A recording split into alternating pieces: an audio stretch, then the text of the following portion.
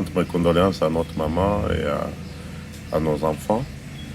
Je suis lucide, bien qu'abattu, mais lucide. Je remarque, non sans regret, que nous cherchons loin les coupables alors que le comportement des uns et des autres est en train de démontrer où se trouvent les coupables. Le grand frère est arrivé à la Cour constitutionnelle avec son garde du corps. Je ne vais pas revenir dessus. Mais moi, je rends date des faits. Quand les gens se précipitent de faire des faux enregistrements, quand la haute cour de la République, la cour qui doit trancher les élections, se met à mentir, elle ment d'abord que le grand frère, l'honorable Chéribin, n'est pas arrivé à la Cour constitutionnelle. Elle ment qu'elle a envoyé des invitations à tout le monde. Et alors qu'il a une note interne qui atteste comment ils ont envoyé une invitation au ministre Chéribin, vous comprenez que les institutions de la République et le président Moïse Katumbi l'a dit déjà d'Abidjan, cachent quelque chose. Et qu'est-ce qu'ils doivent être en train de cacher maintenant, si ce n'est pas les crimes? Et nous nous disons, moi je pense que nous devons nous réveiller tous comme âme d'ensemble, comme population congolaise. Ces gens sont en train de faire de grandes annonces, tout en gagnant l'État pour effacer les traces. Je crois que nous devons prendre des dispositions, nous seuls, pour mener cette enquête. Et la vérité est dans la rue. Arrivé au lieu du deuil, le Premier ministre Jean-Michel Sama-Lukonde avait promis en tout cas l'ouverture des enquêtes indépendantes.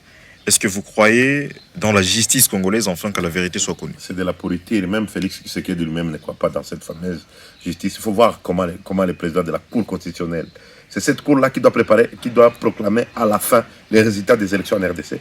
Je crois que nos aînés comme le Fayoulou ont raison de dire qu'il faut activer l'article 64 parce que ces gens-là, si c'est eux qui vont proclamer les résultats des élections, il n'y a rien à attendre.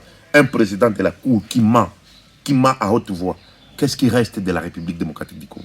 Que concrètement, est-ce que nous pouvons parler d'une mort politique? Et si oui, qu'est-ce que le régime en place a gagné à éliminer physiquement? Vous savez, le Moukouba Chéribin fait partie des 7 personnes qui entourent le président Moïse Katumbi, de la ceinture du président Moïse Katumbi. Et l'un, c'est mon grand frère Salomon, il est en prison. L'autre, il est enterré.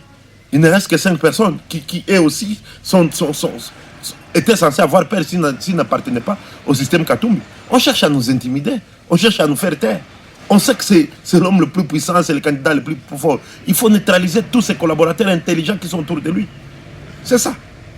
Alors, qu'est-ce que cette mort de Chéribin Okende a à dire au monde entier au sujet de la situation politique actuelle en République démocratique? Vous êtes mobilisés pour les Ukrainiens. Le monde entier est mobilisé pour les Ukrainiens. C'est légitime pour qu'ils aient une liberté, une démocratie, le droit de vivre en paix dans leur pays. Les Congolais sont en train d'être massacrés dans leur propre pays par des gens qui sont censés les protéger. Et si le monde regarde sans rien faire, ça sera seulement injuste. Honorable, quel message lancez-vous à l'entrée de la population? Ces gens veulent nous intimider. Ils pensent que nous sommes des enfants nés d'hier. Ils oublient que nous, moi personnellement, j'ai fait les cachots de l'auditorat militaire, je fais les cachots de l'ANR, j'ai fait ça 4 jours dans les cachots de Calais. Je n'ai jamais volé quelqu'un pour ce pays.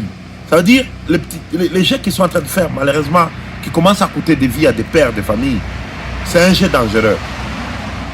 Le président Moïse Katumbi a beau être un homme pacifique et un homme de paix. Mais à un moment, les faits sont têtus. Nous n'allons pas croiser les bras pour qu'on nous extermine.